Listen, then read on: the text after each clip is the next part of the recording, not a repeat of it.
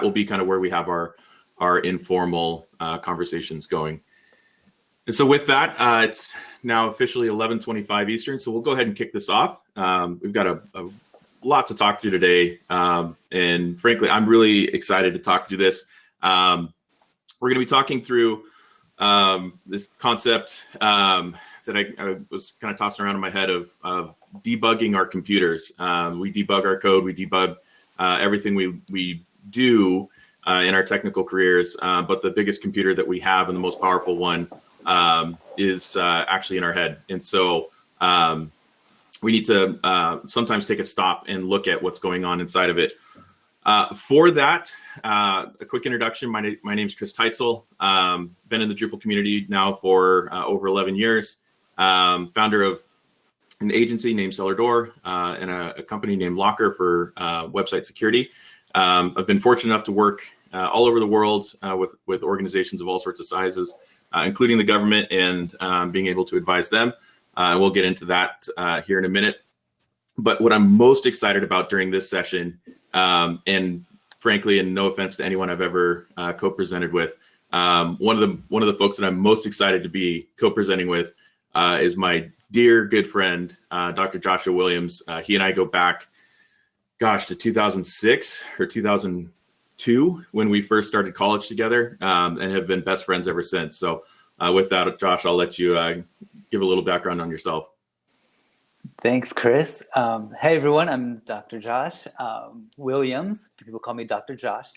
I'm so excited and honored to be here. And thank you, Chris, for inviting me and bringing me in. I am a licensed psychologist in California. We live here just outside Los Angeles, and I have been licensed to practice psychology since 2012. I have a group practice called Pacific Coast Psychology, and I'm also an adjunct professor at Cal Lutheran University. And I like talking about burnout and imposter syndrome and all of these things that hold us back from living the life we really want to live. So I'm excited to share today. So before we get into it, a couple of quick ground rules. We want to make sure that as we talk about mental health, it can be a sensitive topic, and it can be something that is very personal to everyone. So first and foremost, Josh and I are going to try and be as open as we can, and we encourage you to as well, whether it's in the chat, in the QA, whether it's in breakout rooms that are going on, in the booths, or wherever you end up being this week and beyond. First and foremost, be open. And the more that you're open with your struggles and successes, the more you're going to find that others are experiencing the same thing. Absolutely. And then when you're done, we have some homework. We want you to talk to somebody. So after you're done, go talk to someone that you trust about what we're going to go over today. And you might feel that, you might find out that you are not the only one who feels the way that you do about being an imposter.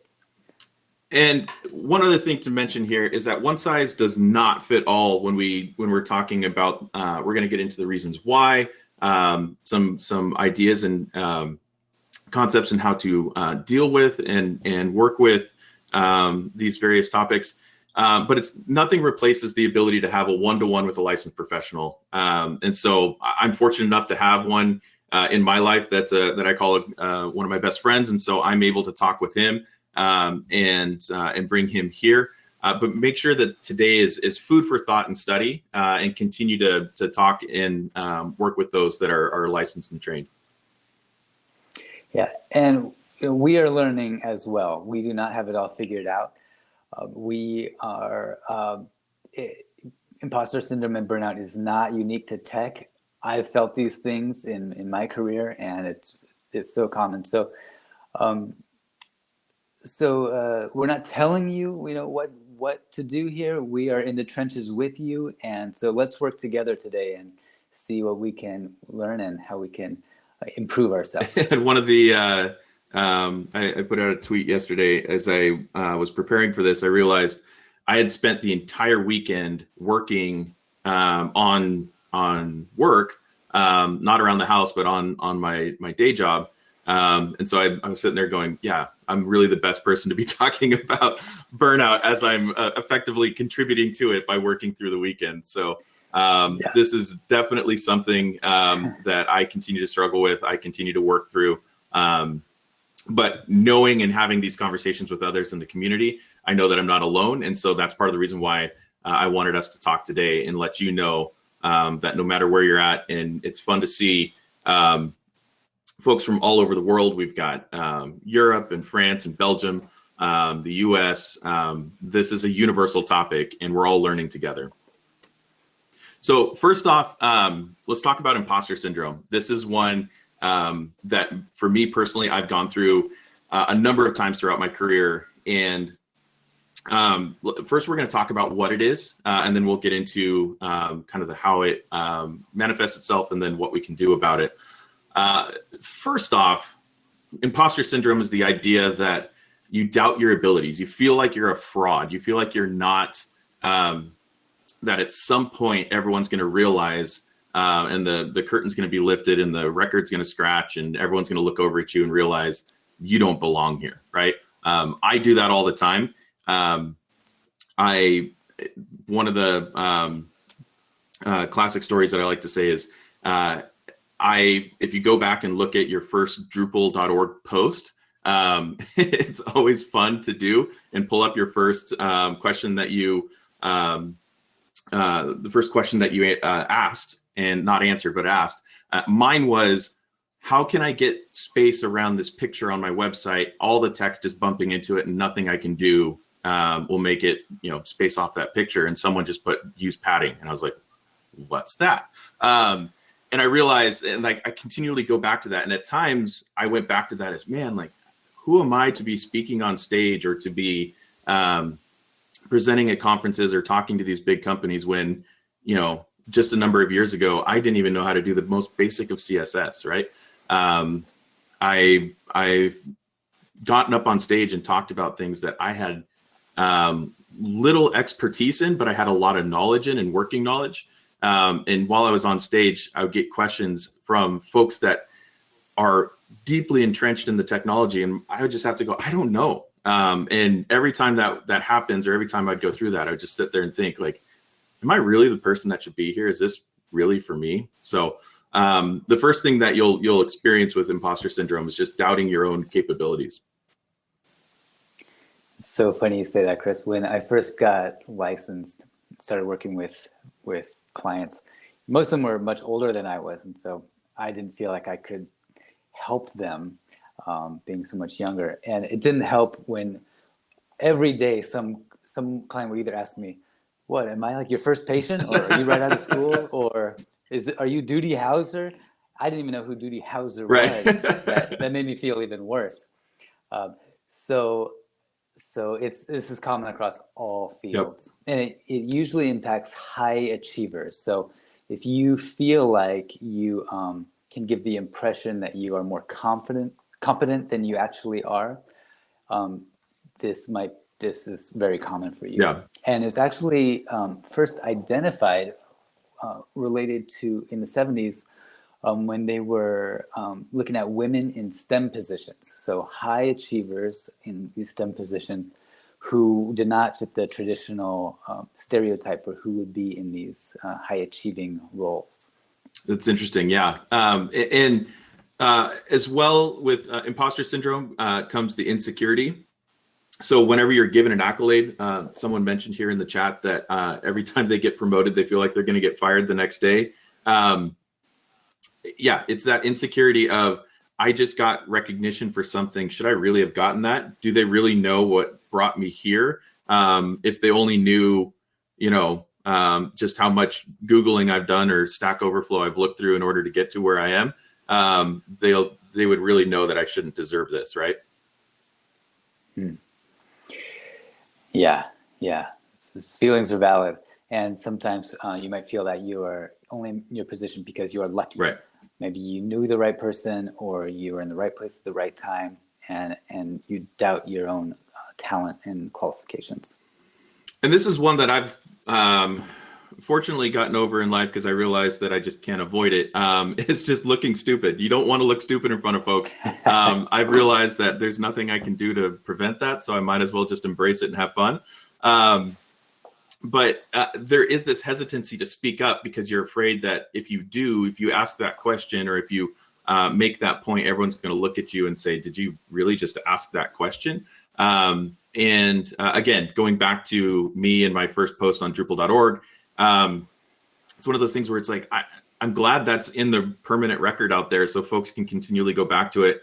And I brought up a conversation on Twitter a while back and had a lot of long-term Drupalers pull up their first post. And it was fun to look at, where did you start in the community and how. But yeah, to ask that first question, to get out there and be vulnerable with that, is very, very difficult, and often is what holds us back. So if this is resonating with you and you want to take a quiz to see if you do have imposter syndrome, you can search online for the Clance IP scale. And it's 20 questions, just yes or no. And so you can go and take it yourself and see how you score. So why does this happen? So there's that's the causes of it, or the feelings that you'll have. But why does it happen? It can come from, as you were growing up, you feel like you've always missed the mark, that you weren't as accomplished as a sibling, or your parents pushed you hard, and you felt like you were just constantly missing that mark. Yeah, just to add to that a little bit, Chris, a lot of times our high achievers come from families whose parents were high achievers. Right. And so there's a lot of pressure to achieve, to get good grades, to do well. And we associate love with achievement. Mm-hmm. And so we think, oh, I'm only lovable, or my parents will only love me if I get good grades, if I do well in sports or whatever you're into. And we take that with us into adulthood, and we still associate achievement with being lovable and being valued. And this also happens because of all or nothing thinking, or black and white thinking. And what that means is we think we're either a total success or we're a total failure. There's no middle ground. You could be successful 99% of the time, but you fail 1% of the time, you feel like a complete failure. Yeah. Can anyone relate to that? No, I've had that happen with sites we've launched that have been either groundbreaking or something new, and then you find a bug on it and you're like, oh, this is horrible. This site's it'll never be the same again, or a shaky rollout. No one's ever had that happen, or a bad launch. You feel like the whole project has been a failure, when in reality it's not. And oftentimes this leads to an anxiety around what you're doing, and just like a common sense of anxiety of, am I doing this right? Am I asking the right question? Should I ask this? Should I not? And it builds up this anxiety inside. It kind of is a flywheel, if you will, that once that begins, that anxiety can continue it to go. And anxiety is interesting because it has a good side and a bad side. If you have no anxiety, you're not going to perform. Right. Imagine an athlete getting up for a game. You have to have some anxiety to perform at your peak level. But if that anxiety becomes too much or too overwhelming, then our performance decreases and we crash and burn. Yep. This last one here is the need to achieve. A lot of you out there are perfectionists, I'm sure. And that's why you are current self included in these positions. Yeah, and so this need to keep achieving, and it's never enough.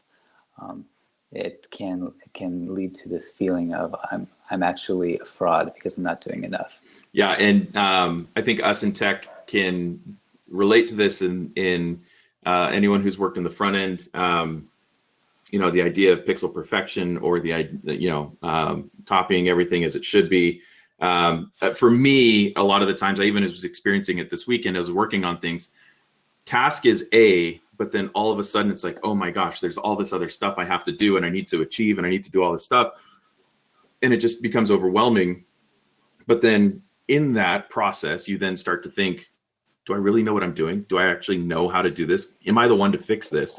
Right. And so as we get into those thoughts and those feelings of self-doubt and imposter syndrome, one of the first things we can do to overcome it is to acknowledge it. And what we're doing here today is being able to say, yes, this is true. I'm feeling this, and observe it rather than engaging in it. And so being able to identify it, I am experiencing imposter syndrome. This is something that is not a one-time thing, at least in my career. I started off young and cocky and thinking I can do it all, and then realized I couldn't. And then, you kind of waver back and forth.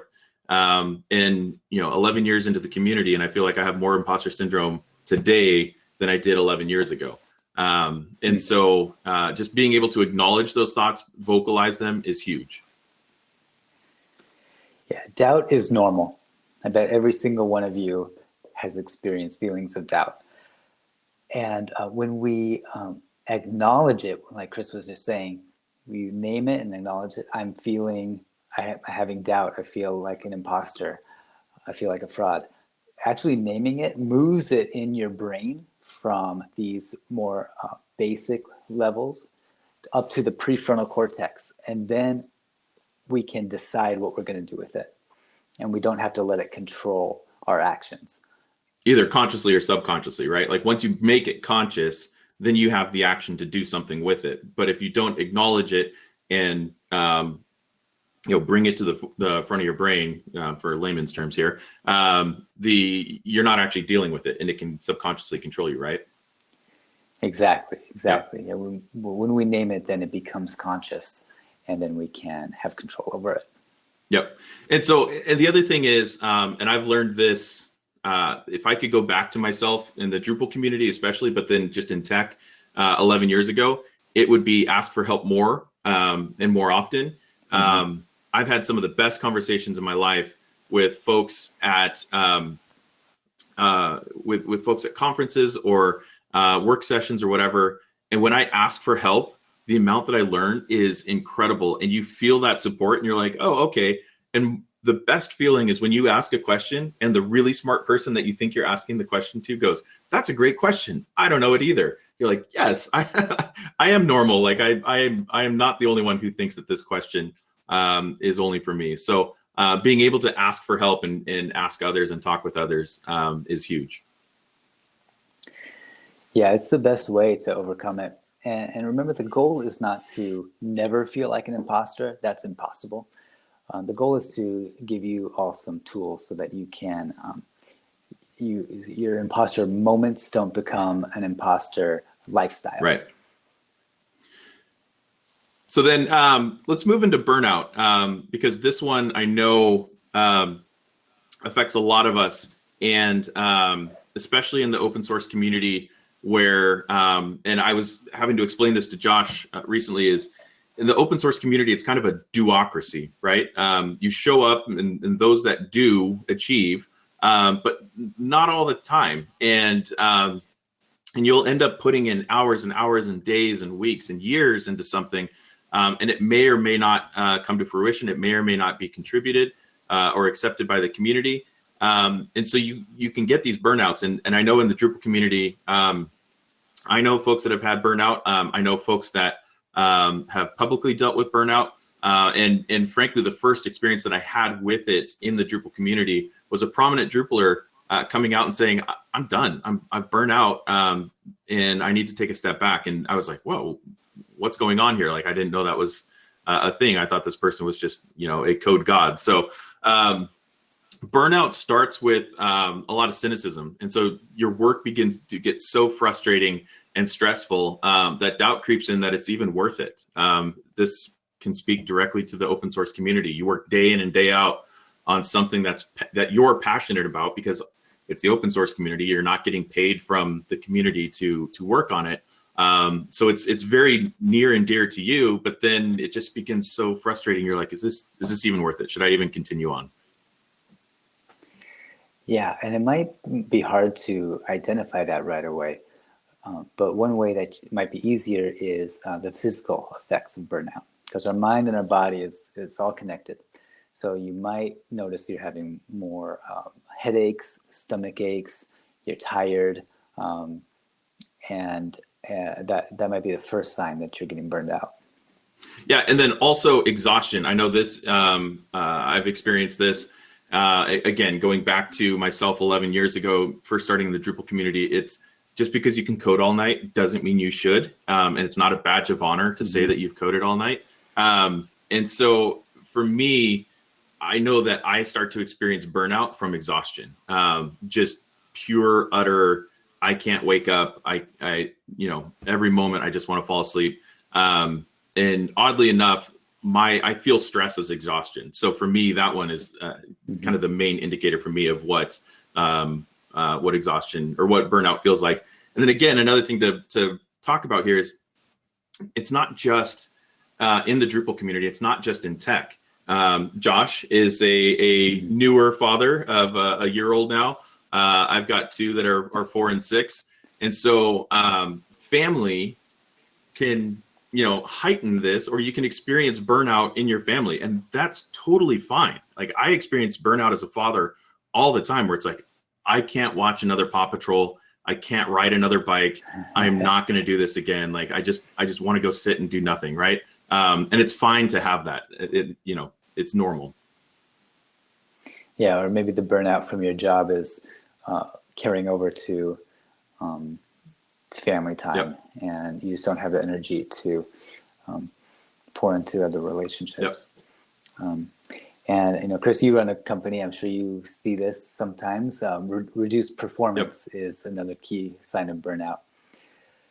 So that's probably one of the easier ones to identify, and probably it shows up at work. Yeah. I've actually how do you deal with that? I'm super proud of my team. I've had my team come to me and preemptively say, I feel like I'm going to burn out in X amount of time, so I'm going to need to take some PTO, or I'm going to need to take some time off.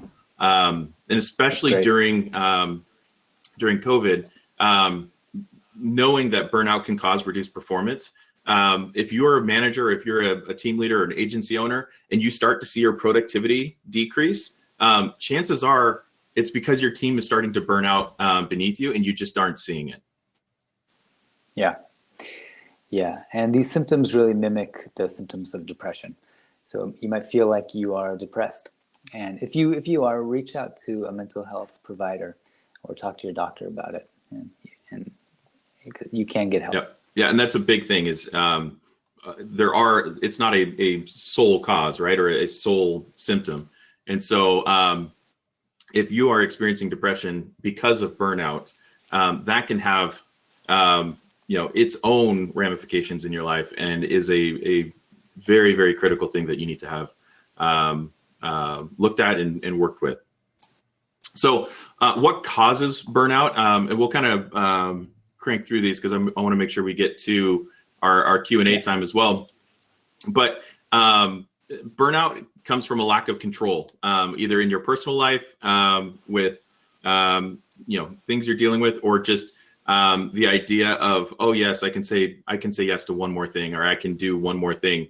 Your lack of control of being able to say no. I find this with a client. A client will come to me and say, I really need you to do this. The ability to say no and have that control keeps me from burning myself out. That's hard to do, really hard. And another thing that causes burnout is unclear job expectations. So if you're unclear about what's expected of you from your supervisor or your clients, you're not likely to feel very comfortable in your job, and that can really cause burnout. Yep.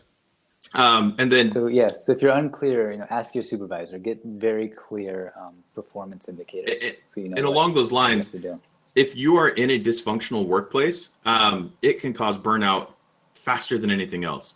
And I've known folks who, great people, very accomplished, bad workplace environment. And it may just be a bad workplace environment for them, or it may be a bad workplace, a toxic workplace in general, can cause burnout like that, even when they're not expecting it. Yeah. Also, extremes of activity. When you're working on a big job, it's important, or it's maybe chaotic. It takes a lot of energy to keep that up and to stay focused on that, and that can lead to fatigue and burnout. Yep. And then the lack of social support, whether this is you feel like you don't have any friends to talk to, you don't have any friends to talk to, you don't have anyone in your life close enough to talk to about this, or you're distanced from those that you can talk to about this. These have all come up in various ways. And so if you don't have that social support net to be able to say, I don't feel good right now, or man, I am burning out, here's what's going on at work, or here's what's going on in my family life. I know that support net, I've been fortunate enough to have one, Josh being one of them that I get to talk to daily. Without that, I don't know what I would be. It's so important. And I think one other thing that really affects everybody these days in this pandemic life is the work-life imbalance. A lot of us are working from home, and so that those boundaries of work and home life are completely gone. And so we spend so much of our time, actually spend more time working than we did before. And even when we should be off from work, it's laptop's always there, the phone's always there. And so those reminders and that the work's always right there. It's hard to shut it off. Well, and we would be amiss of not acknowledging the elephant in the room here, that we are going through and have been dealing with now for over a year, a global pandemic, where this feels, obviously this is not us because this is an office space with people who are unmasked, but this is what our lives feel like inside during this pandemic. And so during the pandemic, all of these safety nets that you would have around you are gone. And so burnout in the midst of a pandemic, I saw this in my own team as we were starting to go through some of the stay-at-home orders and the lockdowns, and there was all this uncertainty. There was a deep worry about your personal health, the health of others, the impact of economic impacts at work. I know for me as a business owner, the idea of clients being like, hey, budget's pulling back, we're not going to be able to do this. We actually lost a large client for us. And it's the first client that we've had an unamicable breakup with. And it was right at the beginning of the outset. And a lot of it was heightened stress. And you could just feel it boiling throughout the entire team. And there was burnout that was actually starting there as well. Yeah, stress levels are all-time highs. And the isolation is really, really hard. We are not meant to be alone. And we're social beings. And so this quarantine and working from home it has been really tough on our mental health. Yeah, and then lastly, social reintegration. So now that we're starting to get vaccines out there and you're able to wear masks and start to reintegrate, I don't know about y'all, but the first in-person conference that we go back to is going to be crazy awkward for me because I haven't been in a situation like that in so long. And even with friends now, it's like, do I hug? Do I fist bump? Do I like elbow bump? Like, how do we do this thing that we always used to do? There's an awkwardness there, and that in and of itself can lead to anxiety and heighten that feeling. So in terms of overcoming burnout, and Michael makes a great point in the chat that burnout is not just a mental thing. It can become physical. It often does, and it has a toll on your body that can be lasting. And so one of the things to overcome burnout is to make sure that you practice self-care. Schedule your physical, social, and pleasant activities every single day. Being able to say, at this time, I'm going to do this. Luckily for me, my parents ingrained in me a long time ago, plan your work and plan your play, like work hard, play hard. And so even through college, I would study for 2 hours and not study for an hour. And I would flip back and forth like that purposefully because I had to make sure that I had something that was going to keep me from burning out. Yeah, I think that's the most important takeaway for today, Chris, that people who schedule their physical, social, and pleasant activities are much more likely to actually do them. Yeah. If you just say, I'm going to go to the gym when I feel like it, you're never going to go. Yep. But if you schedule it, your time every day or every few days, if it's part of your routine and it's put in your calendar, you are much more likely to Yep. do it. And as we reintegrate and overcome burnout, it's really okay, we've touched on it before, to set boundaries. It's okay to say no if you are not comfortable with something or if you just don't have the energy. It's okay to say no, even to family and loved ones, and they might get upset or hurt, and they're allowed to. It's okay. You're not in charge of their emotions, especially if they're adults. So it's okay to set boundaries. Yep. For me, and I'm going to go through a couple of these because I know we're kind of at time now. Be sure if you have any questions to ask them in the chat here. Use the Q&A function. We will be sharing these slides. And so if folks want to take these points home, but I want to make sure we capture a couple of these. Sleep and mindfulness. For me, again, exhaustion is how I feel burnout. So for me, and again, you mix in work with being a father. As a father of a 1-year-old, you know this all too well. Sleep is non-existent almost. And then you add in work and exhaustion. For me, it was the idea of, it's on like, I feel like a horrible person for saying this, but I actually looked forward to going on business trips and going to conferences as a new parent, because I would actually get better sleep in a hotel room that I could just lay out and relax on. And so it's that idea, like, get some sleep. If you meditate or pray or yoga, focus thought, whatever it is for you, that allows you to relax not only your mind, but your body, is going to help ease that tension of burnout. And so for me, sleep and mindfulness kind of go hand in hand. And a lot of the times mindfulness leads to sleep because I'm so burnt out. Yeah. And again, please, if you are really struggling, seek some support, reach out to loved ones, coworkers, your supervisor, or also mental health professionals if these tools are not enough, if you need a little more support. Yep. And so that's all the time we have, unfortunately. But fortunately, the folks over at Pantheon have given us the ability to kind of take over their booth and continue the conversation. So if y'all want to come over there, we would love to talk with you more about this. We'll hang out there for probably another hour or so, if not more. But more so than anything, I really wanted to make sure that as we had this this time, and big props to Josh for coming into this tech community that we have, is know that it's normal. Know that these feelings are not just you. Again, me talking to 11-year previous Drupaler Chris, I wish somebody would have told me all of this back then. And so if you're just new to the community, know that this is important. This is going to shape your career and shape your time in the community. So be sure to talk with folks about it. I'm on Twitter. Josh is on Instagram. If you want to have awesome little snippets he does every day almost. He does these great reels and everything. So find someone to talk to. If it's Josh and myself, be happy to work through that and talk with you about that.